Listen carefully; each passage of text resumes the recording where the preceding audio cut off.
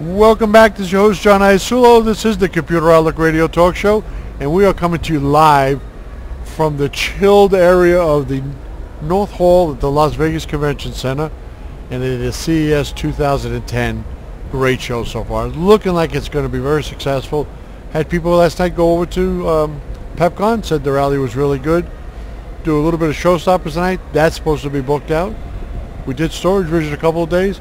We were at Storage Vision. The guy that's here now is product manager for Diskeeper, Michael Materi, wore a different hat over there. He was our co-host. How you doing, Mike? Doing great. What's happening? Different transition, different show. That's for sure. Different show, huh? Yeah, this one's definitely a little bit louder. Now, do you get a chance to walk around this, or? Not yet. No? I'll definitely get around probably after this. Do you look at stuff for Diskeeper, or do you just try to see what's happening out there? Both. Both? Diskeeper is our flagship product, but we're definitely growing and looking at other opportunities as well. So I'm sure you are. things. Sitting with us, Vice President of Public Relations from Diskeeper, Colleen Tomayan. Hello. How you doing? I'm great. How are What's you? happening? Just excited for Showstoppers Yeah. tonight to really get the message out there on Diskeeper 2010. Colleen, you pushed out a couple of products, and this one here took a little bit longer than what you had anticipated. A lot of work went into this one, huh? A lot of work. A lot of work. But it's a very exciting release. You know, I talk about Diskeeper all the time, obviously for their product, you know that, and Undelete. But I use Diskeeper as a good business model for a lot of companies that I talk to.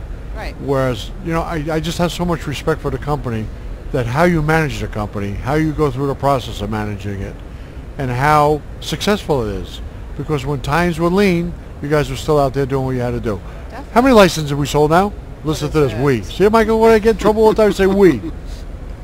It's over 35 million. Then the bosses at Diskeeper are going to watch You're this an and honorary say, employee. thank you. What kind of benefits do I get? It's a free software. Would you send it to me? Because I call the Yeah, relations apparently part. she's not Running a little lean over there, you know what I mean? Michael, tell me about 2010. What's so special about it? Well, we've talked in years past about how the industry changes and software, providers, software vendors have to change with it. New things come about.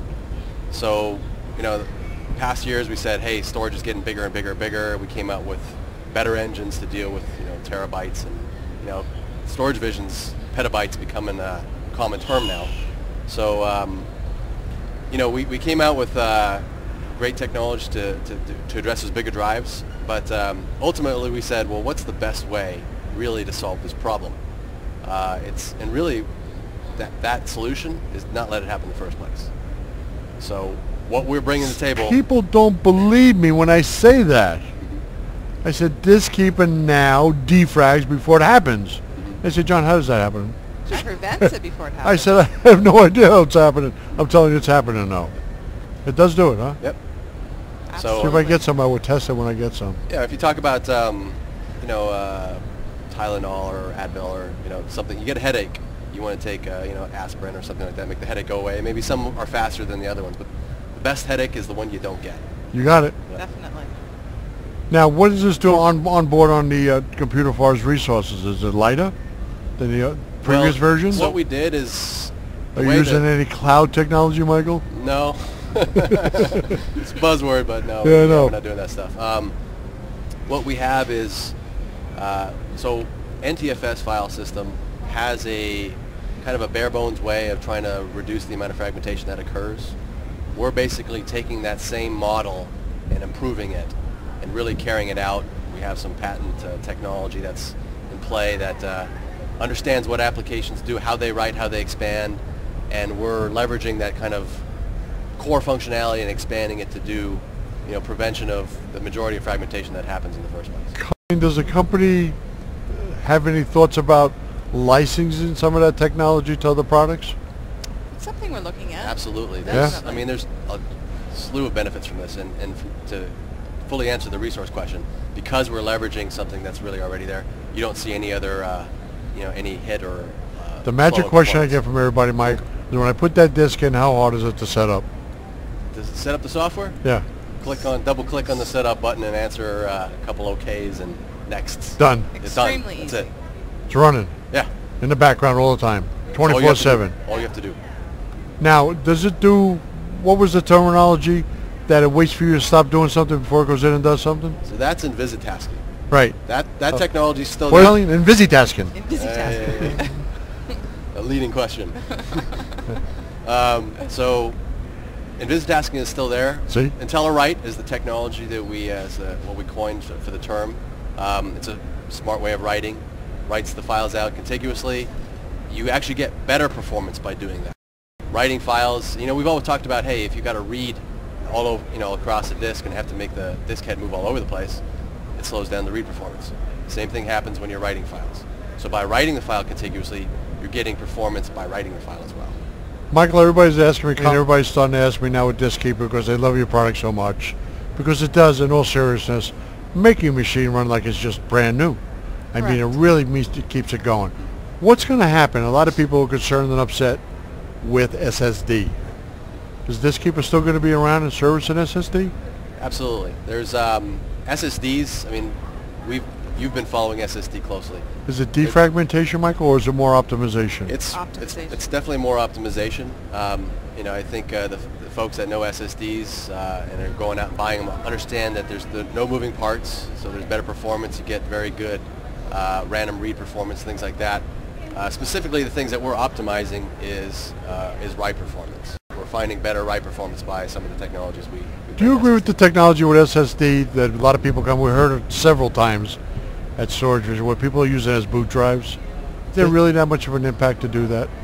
It definitely can be. I actually have a little flash chip. You mean my new laptop over there? Yeah. Oh. I have a little flash chip in here. Yeah. That I'm using, and it's helps for boot and application launch. It's part of the built-in Windows technologies. There's also technologies that we have expanded upon. We have solutions. One of the other products that we released last year to OEMs is called Hyperboot. And it's a technology to speed up right now. Its current release form is for hard disk drives, but we also have solutions in there for... what are we doing with my favorite product, Undelete? Undelete, we have a list of stuff that... I love Undelete. Yeah, it's definitely it's a great tool for data recovery, but I believe it is. Amazing product. Data it's an protection, amazing product. Really. Yeah, data protection, especially on the server side, is... I think it's fabulous. Huge market. Are you still concentrating, Colleen, is the marketplace for Diskeeper still the enterprise level? Yes, definitely. The IT level? Definitely. Yeah, so that's where your main focus is. You basically went to the consumer level to accommodate it? Yeah, you could say that. Yeah. But we have it growing. I mean, our website, How's the consumer level doing? Are they starting to understand what defragmentation's all about? Definitely. Because I got to tell you, man, I'm talking it out like I'm blue in the face sometime. And we appreciate that. I know that, but I think they're catching on with it. I really do think so. You really can't appreciate, Michael, all the technology as well as you explain it, and all the technology behind it until you put that in your machine. Once you put it in your machine, you're dumb if you don't use it after that. Right. I'm sorry. You have to realize every system needs it. Yeah. I mean, from your home user all the way up to your... Have you guys done any studies on, like, in the IT area for savings? Is it big cost savings for them? Definitely. I got to believe it is, right? We have many white papers on that. It kind of back down to, we talked about what does it take to get this software up and running. It's so simple that, so many solutions in the enterprise offer great value, but they take a lot of cost to get to the point where you're going to start getting your value back. Here we're talking about you deploy the software and you start getting the value immediately. It doesn't take long, obviously, to deploy the software. Well, downtime is money, man. It's a lot of money. Yeah. It's a lot of money. You got a whole department down, so you go right into the IT guys and you do it right there. Yeah, I mean, the ROI is... You got to be the hero. So fast that it's not believable. Yeah, plus your price points have always been good, too. Very good. I mean, you're not crazy about that because you're dealing on a lot of volume. Correct. And you're dealing... What, how many now? 37, 38,000? Million? Million? Yeah, Really? Bunch of zeros. Wow. Million. You know, I can remember when I started with you guys, you weren't even at 25 million? Really? Yeah. Yep. Wow. Yeah. 10 million in 5 years, 7 years, a lot. It's a lot. Wow. It's a lot. So 2010, what happens in 2010? Does 2011 come out? You'll see. Colleen, don't do that now. You know I can never tell you anything. No, so a week before. Then she tells me. Guys, thanks so much for stopping by.